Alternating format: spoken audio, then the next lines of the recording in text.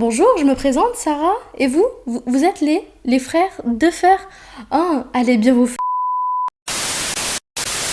Salut à tous et welcome back to my channel, j'espère que vous allez bien. Aujourd'hui, on se retrouve pour la fameuse critique de Stranger Things saison 4, partie 2. Et je suis trop contente de pouvoir vous faire cette critique. J'ai fait en sorte de ne pas vous sortir la vidéo le jour même de la sortie de la série, même si je l'ai fini vendredi. Tout simplement parce que j'avais besoin d'un certain temps pour me poser et pour réfléchir à tout ce que je venais de voir durant ces 4 heures de visionnage, étant donné que j'ai vraiment tout enchaîné sans jamais mettre pause une seule seconde. Donc voilà, je voulais pas faire comme avec Spider-Man No Way Home et vous donner une critique à chaud, parce que par exemple, pour revenir à Spider-Man No Way Home, il y a plein de choses sur lesquelles je devrais revenir quant à ma critique. Donc je ne voulais pas faire la même erreur. Je me suis dit que j'allais d'abord me poser, réfléchir à ce que je venais de voir et ensuite vous faire la critique. Avant de commencer la vidéo, n'oubliez pas de mettre un petit pouce en l'air et de vous abonner à la chaîne si c'est pas déjà fait et on commence tout de suite.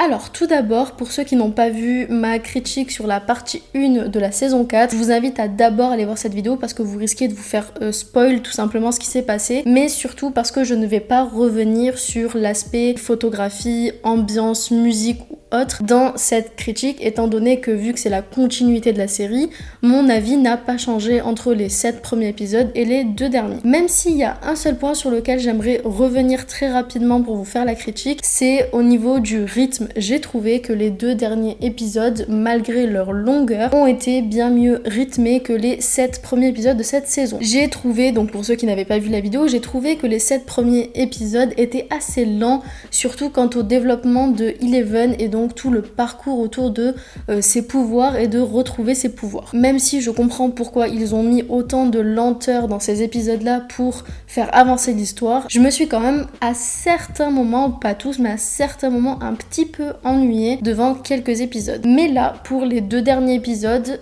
comme je vous l'ai dit, malgré le fait qu'ils durent 1h30 et 2h30, je ne me suis pas ennuyée une seule seconde parce que le rythme était très bien maîtrisé. Ça allait ni lentement ni vite, c'était pile ce qu'il fallait pour faire avancer l'histoire sans qu'on se perde. Donc c'est le seul point sur lequel je reviendrai comparé aux 7 premiers épisodes. Le rythme est meilleur dans les 2 derniers. Je vais essayer, je dis bien essayer parce que ça va être très dur de faire une partie sans spoiler et une partie avec spoiler, mais je vous avoue que la partie sans spoiler va durer littéralement 1 minute parce que je ne peux pas ne pas spoiler. Déjà, j'ai trouvé que dans ces 2 derniers épisodes, on a une évolution de tous les personnages, chose qu'on n'a pas forcément eu dans les 7 premiers épisodes. Je pense notamment au personnage de Will. On a eu plusieurs choses qui se sont concrétisées vis-à-vis de Will dans ces 2 derniers épisodes et j'ai trouvé ça trop chouette.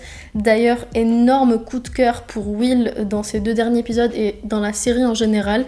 J'adore son personnage et il me fait extrêmement de la peine. J'avais envie de lui faire un câlin tout le long et surtout pendant la scène où il parle avec Mike. Sans trop vous spoiler, il faut juste savoir que Will va un petit peu se confier sur ce qu'il ressent à Mike sans dire que c'est de lui dont il parle. Nous, on le comprend évidemment très bien.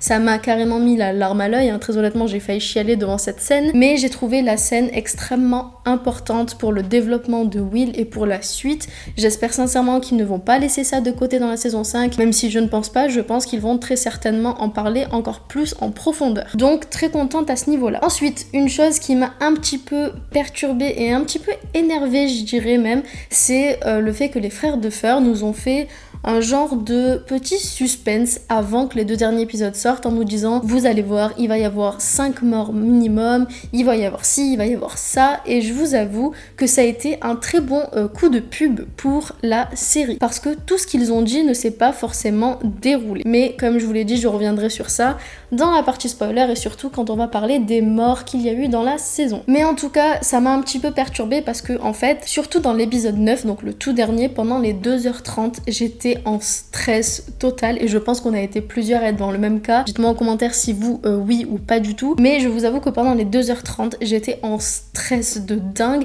en me demandant qui allait mourir. Et en plus de ça, ils ont fait un truc assez dingue, je trouve, et assez bien fait, c'est qu'ils nous ont laissé croire qu'à tout moment, quelqu'un pouvait mourir. Et surtout, ils nous ont laissé croire que tout le monde pouvait mourir. Parce qu'on a eu droit, pendant l'épisode 9, à plein de scènes avec différents personnages. En général, ils étaient 2 à discuter ensemble et on se dit ok, on a l'impression que c'est la dernière fois qu'ils vont se parler et que l'un des deux va mourir.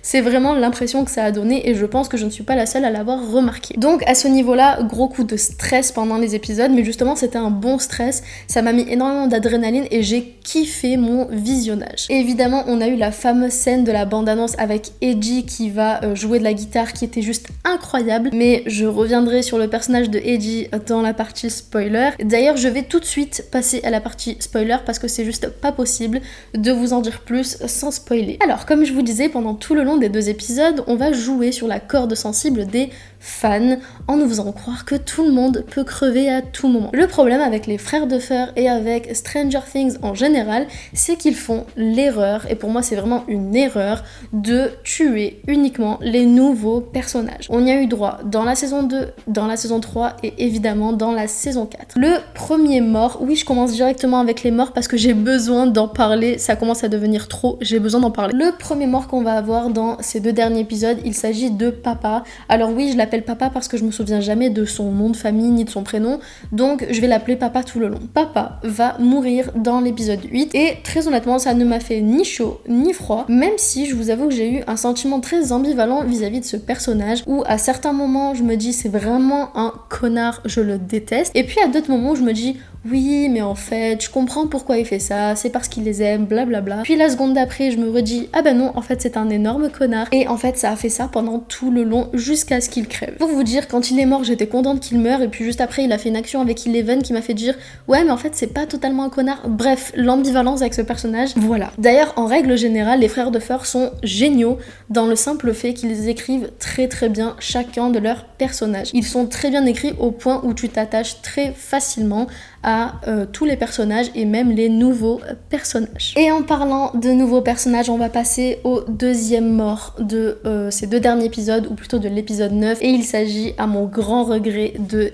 Eiji. Oui, Eiji nous a quittés après seulement une seule saison, et déjà que j'étais très en colère de voir Chrissy mourir au bout d'un seul épisode parce que je trouvais son personnage très intéressant, j'ai été dégoûtée de voir Eiji mourir. Je vous avoue que je m'y attendais à 2000% parce que ils adorent faire ça avec Stranger Things, c'est toujours la même chose, tous les nouveaux personnages à qui on s'attache meurent, mais je vous avoue que ça m'a fait un énorme pincement au cœur, j'ai chialé hein, très honnêtement. Je pense que d'ailleurs on a été beaucoup à chialer devant la mort de Eiji, mais je suis dégoûtée. D'ailleurs je pense qu'on est plusieurs à être un petit peu dans le déni, à penser qu'en réalité il est pas vraiment mort et qu'on va peut-être le retrouver dans l'Upside Down dans la saison 5, on sait pas trop. D'ailleurs autre chose qui m'a énormément énervée et déplu concernant Eiji, il s'agit de justement après sa mort, donc quand tous les personnages reviennent dans le monde normal entre guillemets, j'ai l'impression que seuls Dustin et l'oncle de Eiji sont au courant qu'il est mort et sont attristés de sa mort. Il n'y a eu aucun autre personnage, ni Steve, ni Nancy, ni rien du tout,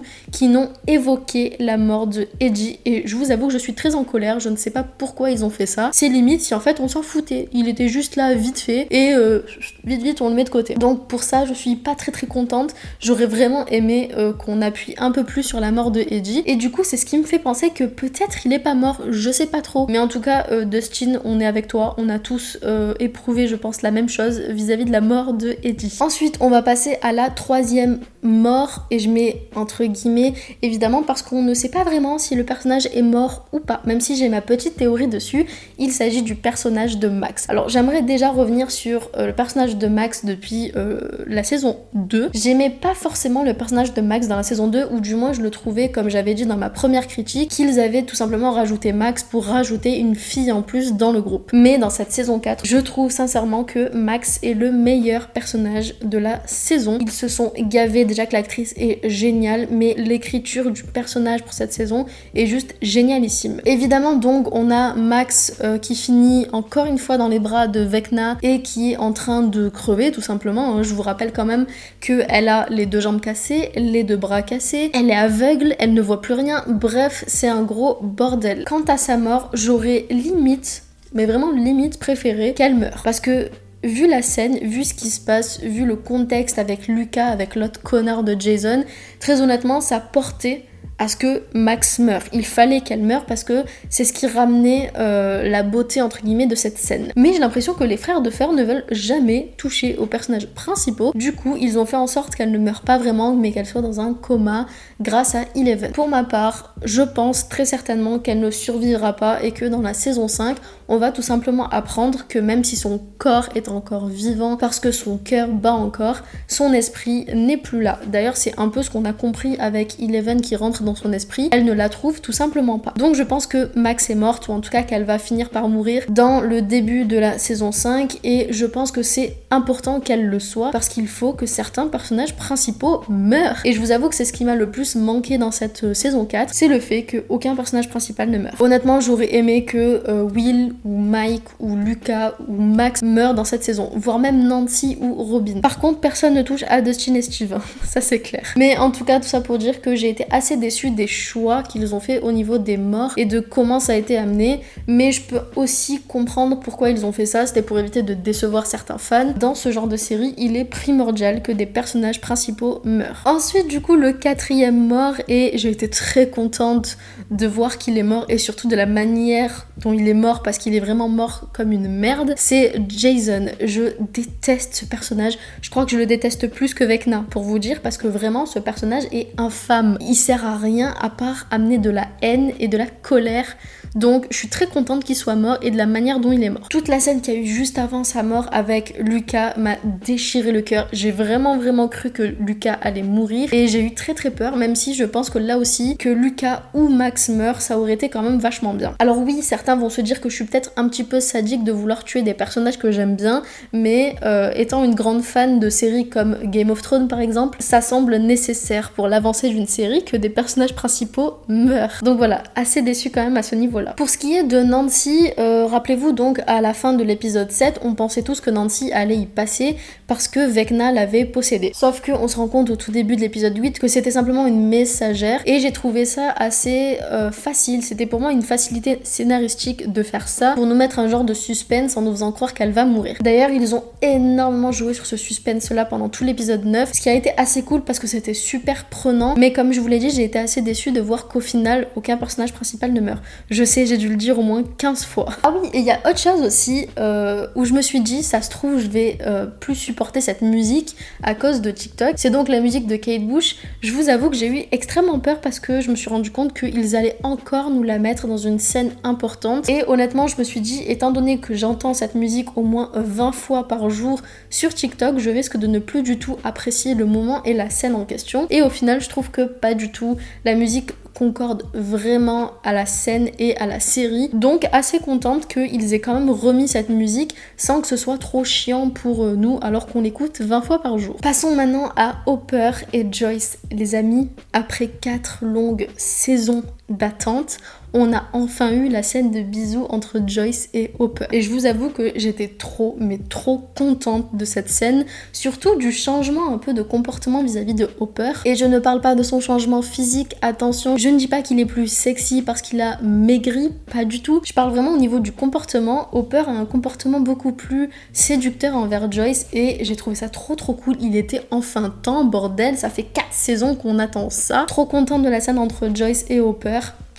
Je les aime. D'ailleurs, en parlant de Hopper, la fin donc de l'épisode 9, quand il retrouve Eleven, j'ai trouvé ça trop touchant. C'était la réunion qu'on attendait tous, je pense, dans cette saison. Donc vraiment très bien fait. C'était pile ce qu'il fallait, ni trop ni pas assez. Donc très bien. D'ailleurs, j'ai beaucoup aimé le fait qu'ils mettent en avant aussi l'amitié entre Eleven et Will quand ils se retrouvent. C'est limite si le câlin qu'elle fait à Mike, ouais, ok, d'accord, elle retrouve son mec, c'est cool.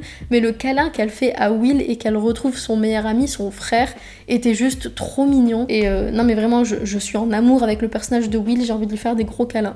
C'est tout. Ensuite, bon, je ne vais pas revenir sur tous les personnages un par un, mais encore une fois, maman Steve, je l'aime d'amour, ce mec-là, vraiment. Il est juste incroyable et je pense qu'il va mourir dans la saison 5, c'est même très certain, surtout au niveau de tout ce qu'il dit à Nancy sur sa vie rêvée avec des enfants. J'ai trouvé ça trop mignon et en même temps je me suis dit, toi tu vas mourir. Donc vu qu'ils ne l'ont pas fait mourir dans cette saison, je pense que ça arrivera dans la saison prochaine. Nancy, gros coup de cœur sur Nancy, vraiment je l'aime d'amour, cette femme elle est incroyable, surtout quand elle tient une arme, c'est incroyable à voir.